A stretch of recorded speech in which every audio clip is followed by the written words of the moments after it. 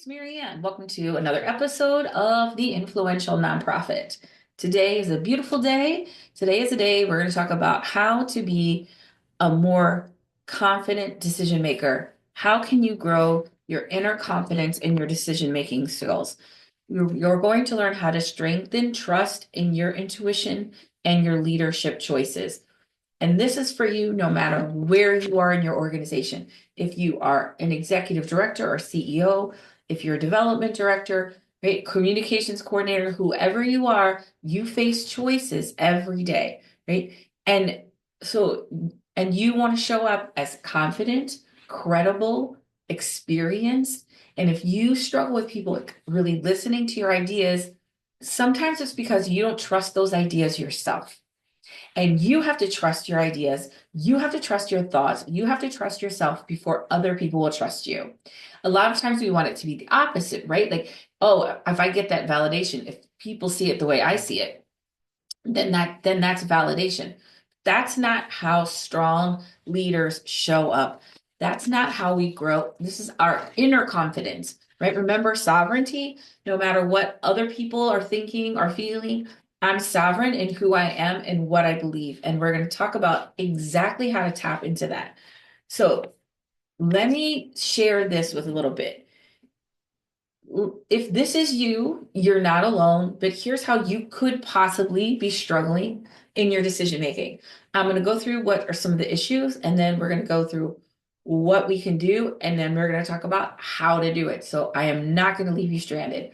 If you are a person who really wants to feel more confident, more credible, to really trust yourself and trust your judgment, no matter what other people think, this is for you. Relax, buckle in, and let the wisdom flow into you. All right. First of all, and I think foremost is fear of failure.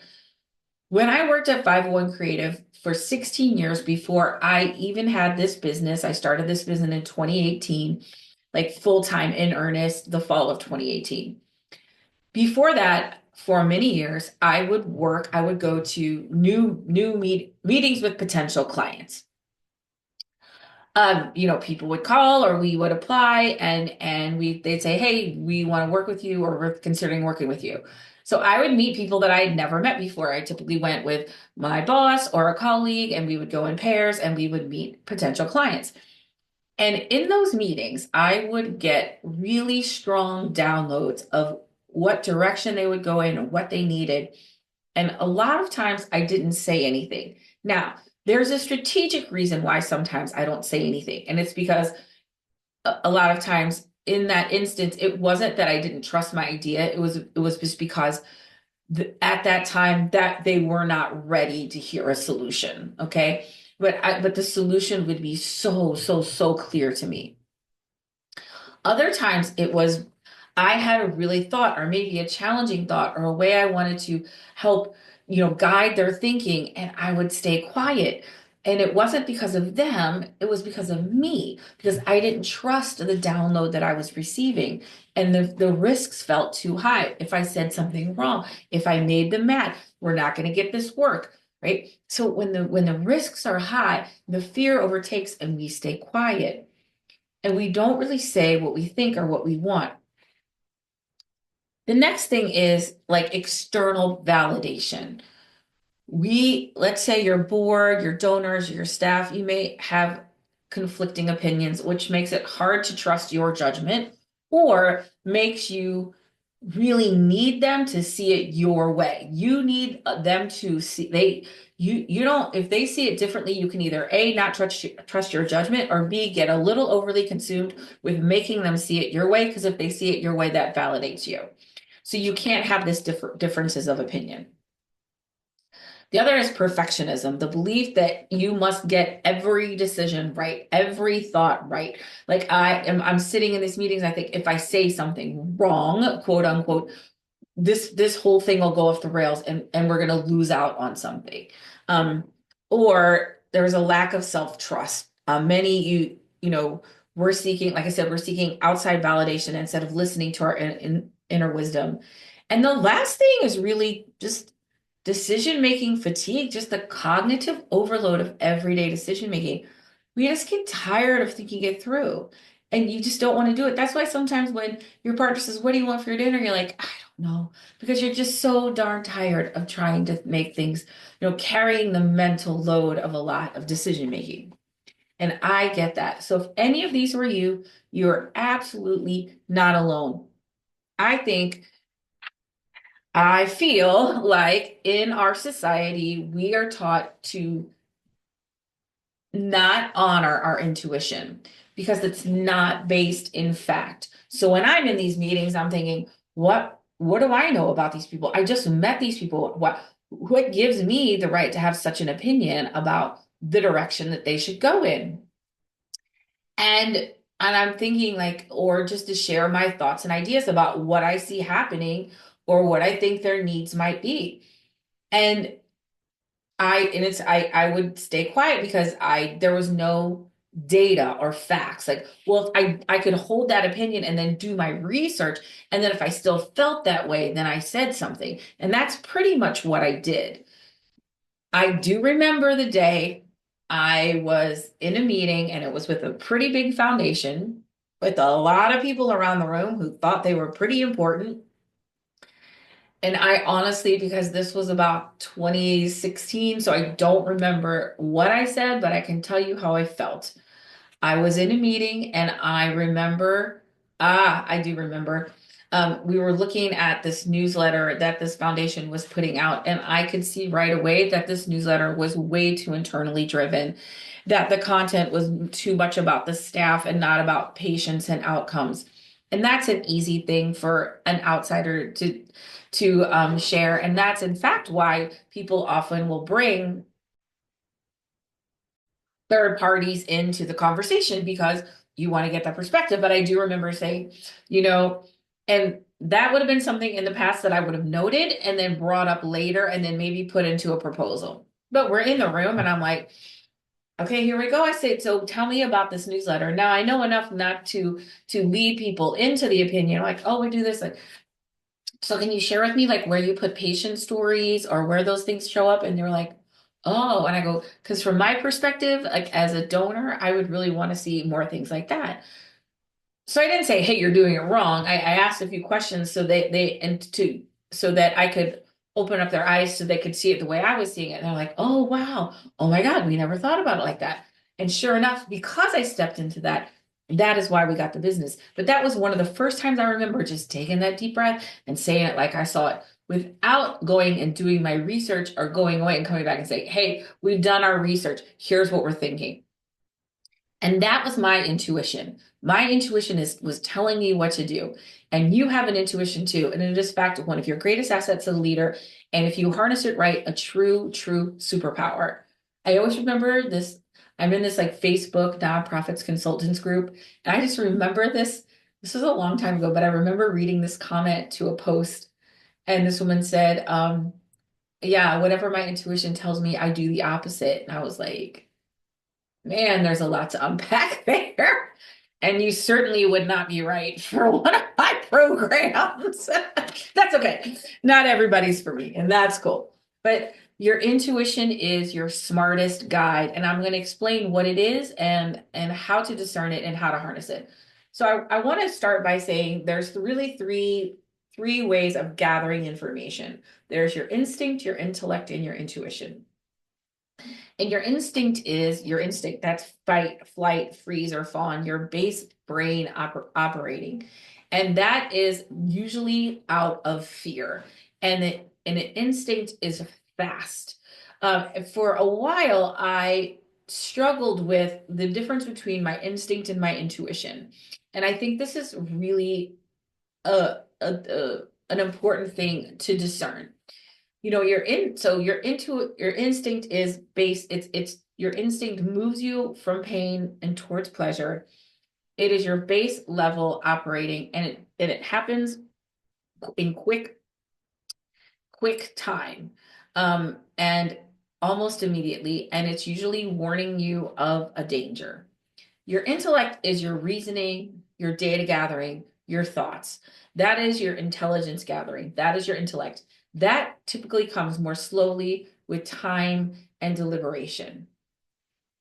Your intuition is neither of those things. Your intuition is what I call the divine download that comes from the quiet spaces, from the knowing part of you, from the experienced, wise part of you, that if you listen to it, will give you the information that you need. Your intuition comes in the quieter moments, but it also comes because our brains are machines, right? And most of our brain is our subconscious, which is auto programmed. And the reason that your intuition is so strong is because you've experienced things before and you have a knowing and you can trust that knowing. My knowing is that I had been in rooms and rooms and rooms before this, and I just knew what the issue was because my intuition was so good at discerning. Now my intuition is my single greatest asset, and how I absolutely use the greatest asset I use to guide my business. Listen, after every single podcast, I invite you into a conversation with me. I can tell when somebody pops on the screen in my Zoom within 3 seconds if I want to work with that person or not. I just know. And then I spend the next 30 minutes validating what my intuition, my intellect can validate what my intuition already told me from the beginning. As soon as somebody pops on my screen, I have an instant connection. And I have a knowing. Why? Because I've done these calls, because I've met millions of people, maybe millions, thousands, hundreds of thousands of people. I know because I understand I can read energy like that. I know because I practice it and I pay attention to it and I value it. And that knowing part of us that we're taught to disregard because there's no facts, it it it negates the experience and the power of our brains. Now I call it a divine download because I do feel like my intuition is like my higher self or that divine self, or maybe, if you are a person of faith, that could be, a God, your God to you. For me, it's like the divine download, that knowing wise part of me, that sovereign queen giving me the download. And even though I know that it actually comes from the experience of my brain and of having and just having a brain that is constantly experiencing things and cataloging them and telling me right away, hey, this is your person. This is your person. And I'm going to tell you, I am so good at right now. And I can tell right away if I want to work with somebody or not. And it's not like they come on the screen, I'm like, oh my God, you're great. Let's work together. I go, oh my gosh, this is great. I'm feeling the intuition. Also, now when I do calls, again, at the end of this, I'll invite you into conversation. If you're interested in exploring and learning more about this or exploring working with me, we can talk about that. Um, I tell people it's almost like a psychic reading because I know what's going on. I have this deep sense of knowing. Now, part of what I do is a lot of listening and validating because, as you know, right, if you follow anything I do, I teach people to have conversations rooted in listening. So is my listening is really about so that I can understand, and then what I'm telling you, I'm listening and I'm validating, and the wisdom is just flowing into me. I know what's going on. I had a call yesterday with this guy, and he works for another company. He works for a fundraising company. And he said, I have somebody that I want you to meet right away. And he said she is an executive director, she's a founder, and she is really running out of gas. And she's very charismatic. And how he described her, I knew exactly who he was talking about. I could exactly tap into her. And I said, yep. And she makes magic and she makes magic and she always gets it done. So everybody around her relaxes. And so her board's not engaged because they know she'll come through at the end. Everybody trusts her too much, and it's making her and it's wearing her down. He's like, oh my God, exactly. How'd you know? I said, how do I know? Is because I know this person, because I know because I met and talked with so many people, and my brain just has that knowing. And that, my friends, is your intuition. Those thoughts that come to you during the board meeting, during the donor meeting, like this is going to be great. Or the thoughts are like, whoa, I'm not feeling this. I'm not getting this connection. That is your intuition. And we're going to learn how to pay attention to it so that you can harness this power. So before I move on, I want to quickly restate our instinct is fast and it's loud and it comes from fear. Our intellect, those are insights that we gain from thinking about things over time. Our intuition is also fast, but it's clear and it's confident. And that is the voice that comes to us. That is your intuition. You can also I got good at feeling intuition in my body.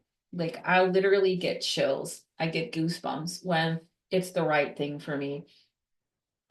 Instinct, you often feel in your body, like your throat, tightens, or your heart races. That's telling me your instinct, right? I can feel that fear in my body.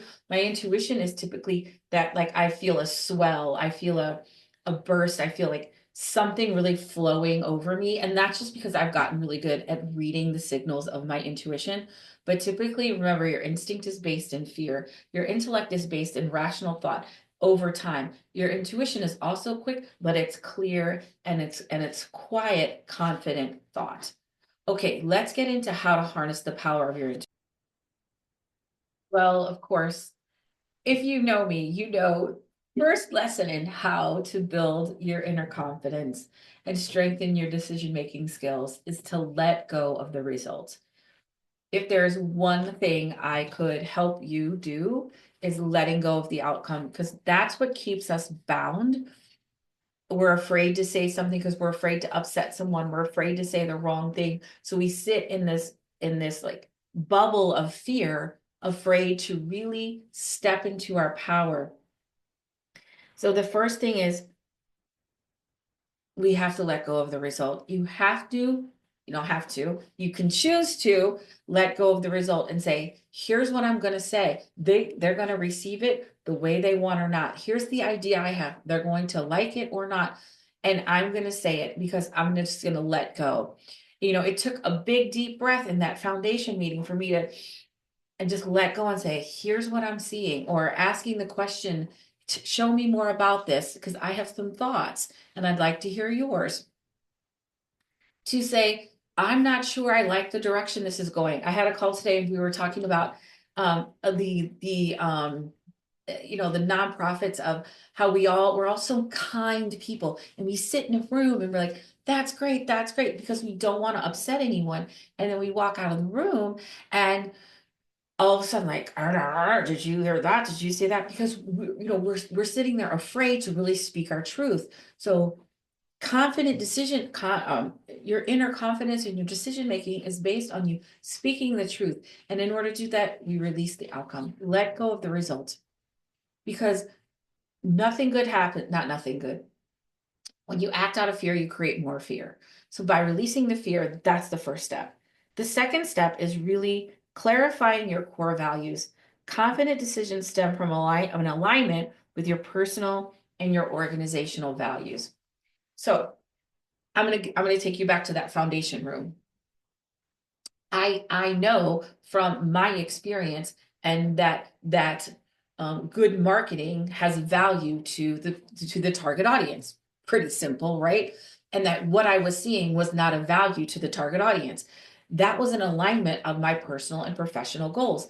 I could see where they were out of alignment, but I saw the alignment that I wanted them to get into more alignment, right? So, but that was in alignment with my personal and professional goals.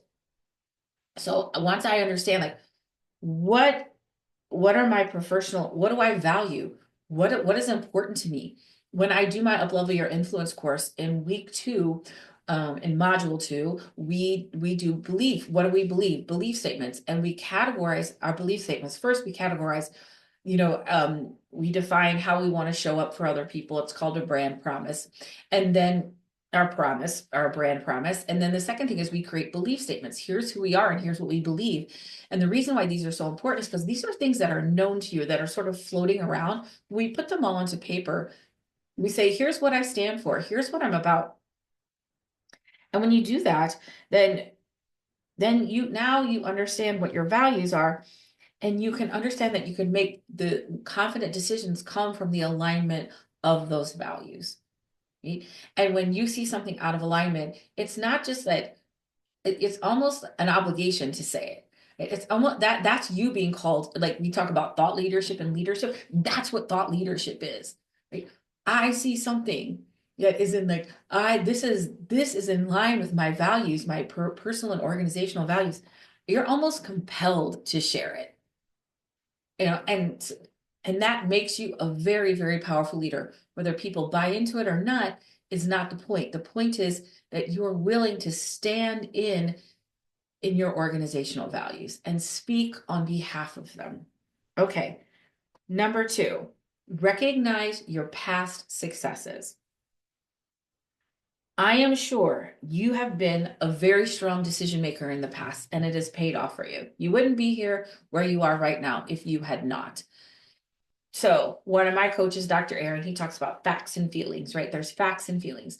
The feeling is I'm not a very good decision maker, or I'm not sure I'm going to say the right thing, or I don't know what to do. The fact is that you are a good decision maker. If you had to go in front of a judge and make a case for you being a good decision maker, here's all the evidence. You could have that evidence. So just make sure that you understand and recognize those past successes when you have been a decision maker. So for me, it was looking back at all those meetings where I didn't say anything at the beginning, or I didn't ask what I really wanted to ask because I didn't want to upset people. Or whatever, break rapport. I wasn't really even going to upset anybody. Anyway, let me stop beating myself about something I was doing 10 years ago. That I could look and see, I knew it every time. I knew it every time. I'm going to tell you something. I was so good at recognizing, um, especially good creative ideas that would come up in the room. So I do these, like, sorry, why can't I think of words for things today? Anyway, I facilitate discovery sessions where it's sort of a very, very structured brainstorm. And a lot of really ideas would come up, and we would hear an idea, and like Karen, my boss, and she was like my boss and creative partner, we would hear it like almost right away. Sometimes we'd be sitting in a meeting, just in an introductory meeting, and she would write down something, and we would have an idea sitting there. I remember this one time, and it was an organization called Camp for All Kids, but they were coming into this, and this woman was just chatting with me, and she was like, "I'm so glad you're here because this is way more than camp." And I was like, "Okay," and I put, "Whoa," and I knew that was the winner. And of course, I spent the next 2 hours brainstorm listening and absorbing everything, but in the end, it's way more than camp. It like I could hear the good idea almost immediately. Now they weren't ready for me to say. It wasn't like people walked into the brainstorm and I was like, oh, we got a good idea. Everybody can go. I go, that's probably the winner. And then I let my intellect take over because I wanted to bring them along in my thinking with me. They weren't ready to come into that thinking, but I know because my intuition was like, that's the winner. Okay. So, but because I could look back at all those times where I could pick the winner, where I could, I could almost, where I was a very confident decision maker, and I know you are too. So giving yourself credit for that, understanding that your intuition has really been working for you all along, you just weren't really perceiving it that way. The fourth thing is, and I kind of mentioned this earlier, to separate intuition, instinct, intellect, and intuition. They are three very, very valid forms of decision making, but they're very different. And you want to make sure that you are coming through your intuition and that you understand what that feels like and what that sounds like. The divine download, that wise, knowing, calm voice that's coming at you, that's telling you this is right, this is wrong, do this, don't do that. It's usually very directive. Okay. Also, cut yourself a break.